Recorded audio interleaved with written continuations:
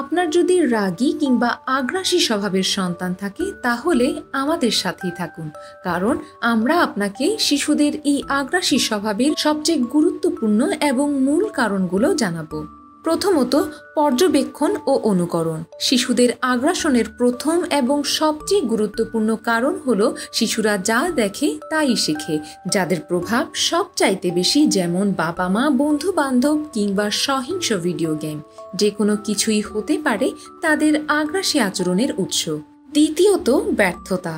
যখন কোনো শিশু লক্ষ্য অর্জন করতে ব্যর্থ হয় তখন সে আক্রমণাত্মক আচরণ করে। যদি সে রাগ দেখিয়ে তার চাহিদা পূরণ করতে পারে তবে রাগ তার অভ্যাসে পরিণত হয়।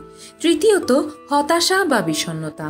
রাগ ও মেজাজ খারাপ থাকা বিষণ্ণতার লক্ষণ হতে পারে। কারণে অকারণে কাঁদা, রাতে ঘুমন্ত অবস্থায় বিছানা ভিজিয়ে ফেলা, একাকিত্ব বেছে নেওয়া বা পড়াশোনায় অবনতি, এসব হতে পারে বিষণ্ণতার লক্ষণ। এমন অবস্থায় একজন বিশেষজ্ঞের পরামর্শ নেওয়া জরুরি।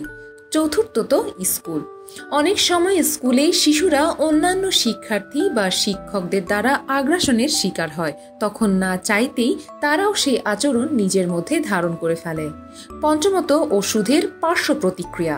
কিছু ওষুধের পার্শ্ব প্রতিক্রিয়া হিসেবে মেজাজের পরিবর্তন এবং আগ্রাসন দেখা দিতে পারে, যা সাধারণত চিকিৎসকের তত্ত্বাবধানে ওষুধ বন্ধ করলে সমাধান হয়ে যায়। ইনশাআল্লাহ পরবর্তী ভিডিওতে আমরা শিশুদের আগ্রাসী আচরণের প্রতিকার ও সঠিক পদ্ধতির কথা তুলে ধরব।